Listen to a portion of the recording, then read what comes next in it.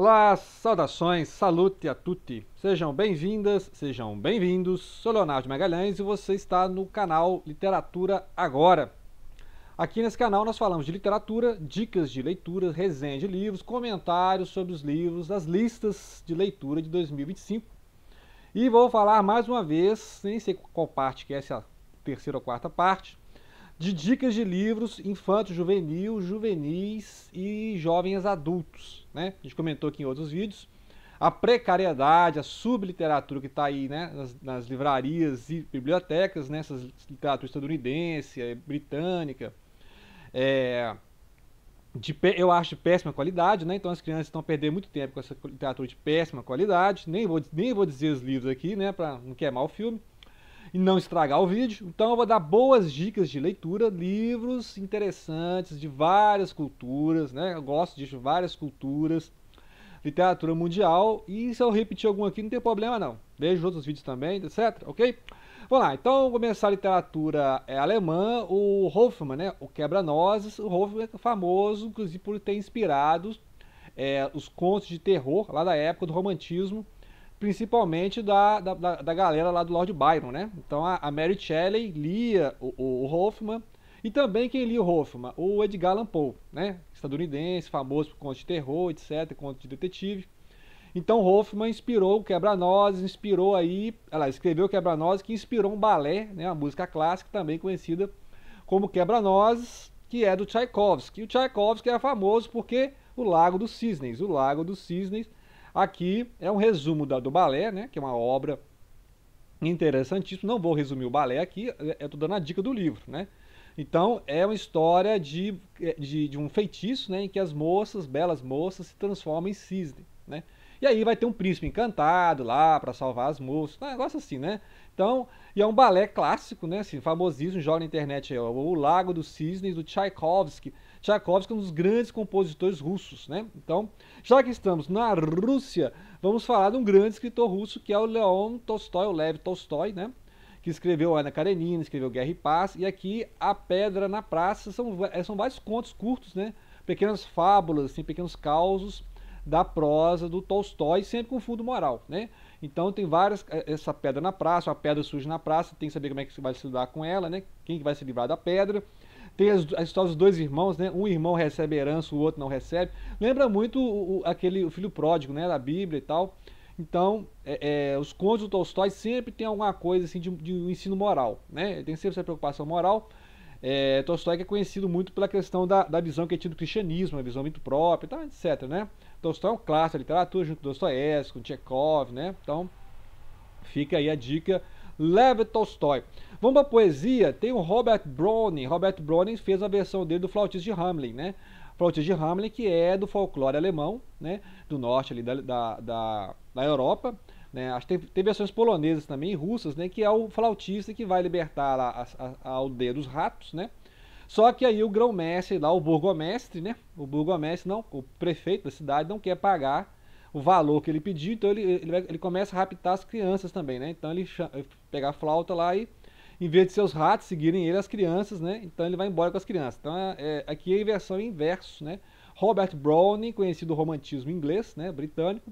Então é o flautista de Hamelin em verso, né? Então assim, igual tem várias literaturas em cordel, igual no Brasil, em que se faz adaptação de romances, de novelas em cordel, você tem essa literatura, essas fábulas, né, adaptadas em versos, né? Já que estamos em poesias, vamos falar do Fernando Pessoa, né, clássico da língua portuguesa, né? As quadras do Fernando Pessoa, aqui é uma seleção de quadras que são pequenos poemas, né, em 4 versos, né? Por isso as quadrinhas, quadrilhas, né? E mostrando aqui, apresentando, né, é ilustrado para criança mesmo. Então, assim, apresentando o Fernando Pessoa para as crianças, né? Você não vai entregar o livro do Desassossego para as crianças, né? Me faça meu favor, né? O livro do Desassossego é para pessoas de mais de 40 anos, tá bom? Então não dê trechos desses livros pesados, né? O Álvaro de Campos e tal, né?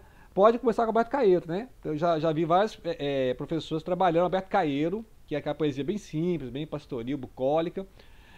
Não vai apresentar Ricardo Reis, né, que é já um senhor de idade, já amargurado. Então, se você quer trabalhar Fernando Pessoa, então comece com Alberto Caeiro e a poesia do próprio, né? Ó, o poeta um fingidor e tal, né? E aqui as quadrinhas do Fernando Pessoa. Mais dicas, vamos voltar lá para a literatura alemã, né? A literatura austro-húngara, que é o Rainer Maria Rilke. Rainer Maria Rilke, o Carrossel. Aqui é uma edição totalmente ilustrada, né? Assim, fartamente ilustrada, coisa fantástica, de um poema, o Carrossel, que é um poema baseado justamente no movimento do carrossel. O carrossel você sabe o que é, né? Aquele brinquedo, né, que vai circulando, tem vários animais ali, as crianças ficam sem os animais, né? E aí o Rico estava na praça e estava lá em Paris, né? Passeando em Paris, viu essa imagem e teve uma ideia do poema, né? Que poeta é assim, né? Ele vê as coisas mais banais e transforma em poesia.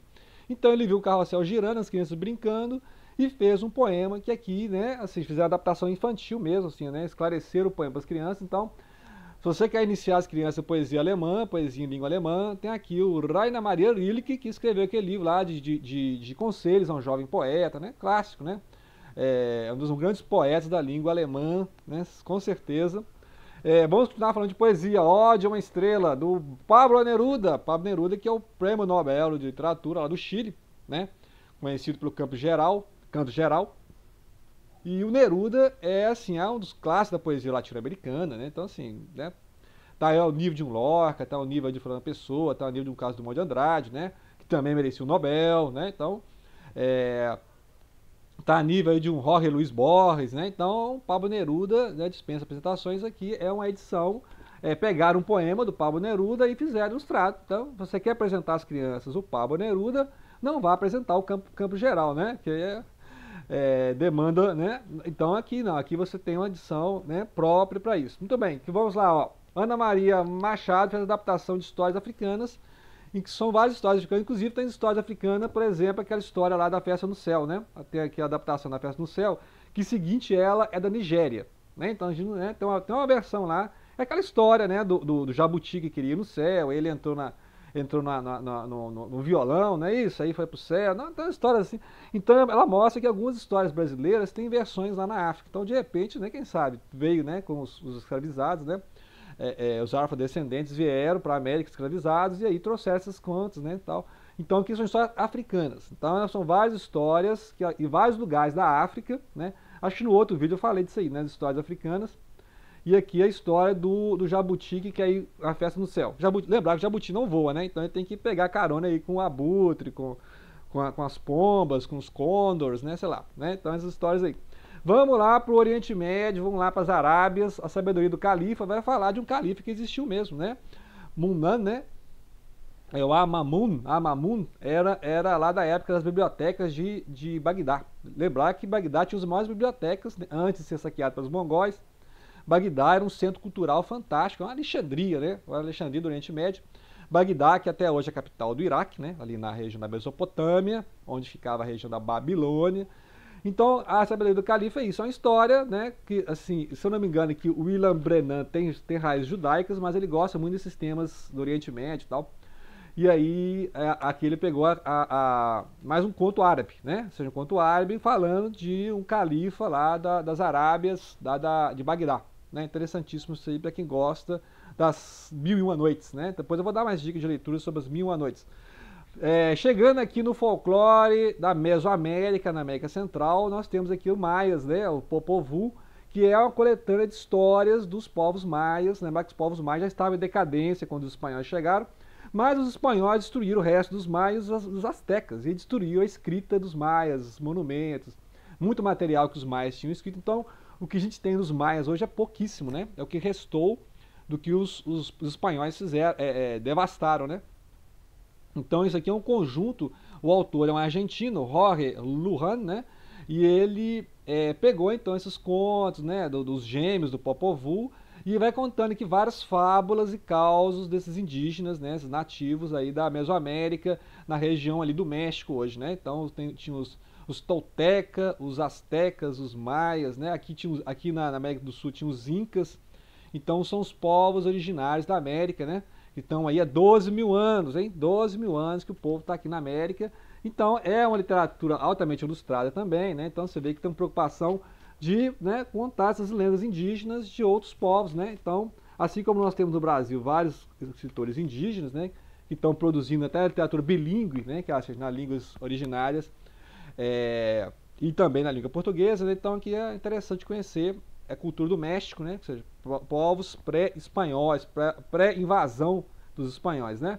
Aqui literatura brasileira, o Paulo Mendes Campos, né, que é amigo lá de Fernando Sabino, aqui é o Dom Raposo, então fábula, né, fábula é aquele negócio em que os animais falam, conversam, pensam, graças a Esopo, La Fontaine. Então aqui né, a fábula Le Roman de Renard, né, aqui adaptado, Dom Raposo. Mais literatura brasileira, o Teleco Coelhinho é aqueles contos lá do Murilo Rubião, que é fantástico, realismo mágico, né, dizem que ele era da escola do Kafka, mas ele falou que nunca leu Kafka, né, então vai saber.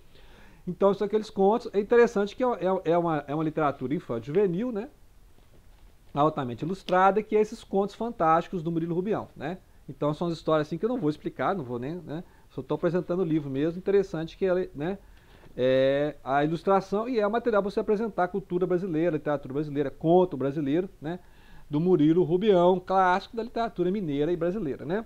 Outra coleção que eu gosto muito é Para Gostar de Ler, né, Gostar de Ler, Nós e os Outros, que são vários contos de várias nacionalidades, né, falando de várias culturas, né, O Homem que Sabia Javanês, por exemplo, do Lima Barreto, né, e aí contos até do Líbano, né, tem um autor aqui que tem raízes libanesas, né, então é interessante que vai contar aqui, o Pepetela lá de Angola, né, então Nós e os Outros é uma obra que vai tratar justamente desse dar a volta ao mundo, né, a literatura te faz dar a volta ao mundo. Vamos aqui para a cultura hebraica, né, judaica. Aaron Apfeld, ele viveu na Romênia e durante a Segunda Guerra Mundial, a época do Holocausto, da Shoah. E é um relato autobiográfico, de certa forma, porque ele viveu isso aqui. Crianças que tiveram que fugir para a floresta para não serem presos e deportados pelas tropas fascistas, nazistas, etc. Né? Então foi um problema terrível aí do povo judaico, né, e os ciganos, etc., que sofreram durante a Segunda Guerra Mundial. Essas deportações em massa, os campos de extermínio, né? Então, assim, história tristíssima. E aqui, realmente, ele resgata as histórias, né? Aqui acontece na Romênia, mas aconteceu ali na Ucrânia, aconteceu ali na Lituânia, Estônia, né? Os países bálticos, aconteceu na Alemanha, da famílias inteiras sendo deportadas para os campos de extermínio, né? Então, aqui é muito pesado, mas mostra um testemunho, né?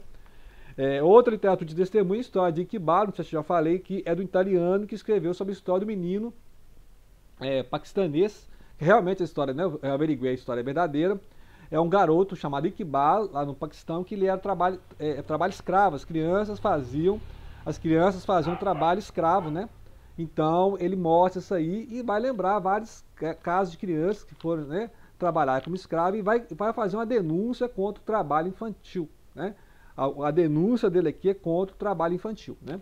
Assim como ele vai lembrar também a questão das crianças, vai lembrar da Malala, né? A Malala que é aquela menina que trabalhou, assim, que fez um discurso, né? Inclusive sofreu um atentado. A Malala é a favor da educação das crianças, principalmente das meninas, né? As meninas não podem estudar em alguns países muçulmanos, etc.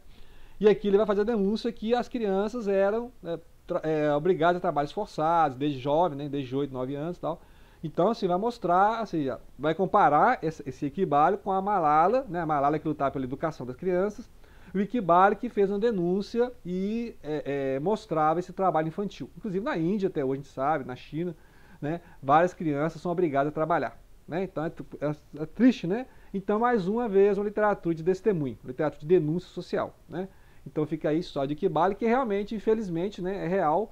Não é uma ficção, realmente o menino morreu e tal. Então, assim, a história, né, para quem conhece aí o drama da malária, etc., das crianças que sofrem, né? Então, a criança que sofre por trabalho, a criança que não pode estudar, a criança que é obrigada a sair do sua aldeia, né? Igual aquele lá do Caçador de Pipas, né? Do Hossein, lá no Afegão. Então, é interessante essa literatura de testemunho que mostra as condições precárias das crianças ao redor do mundo, né? Ok? Então, é literatura de jovem adulto. Essa é uma literatura de jovem adulto, acima dos 12 anos, tá? 12, 15 e tal, né? Se doa a partir de 12 anos. E essas outras que são mais infantil, você pode aplicar 10 anos, já pode, né? 10 anos já pode. Então, a faixa aqui de 8 acima dos 15, né? Jovem adulto geralmente é acima de 14, 15, 16, né? Que aí é literatura jovem adulto.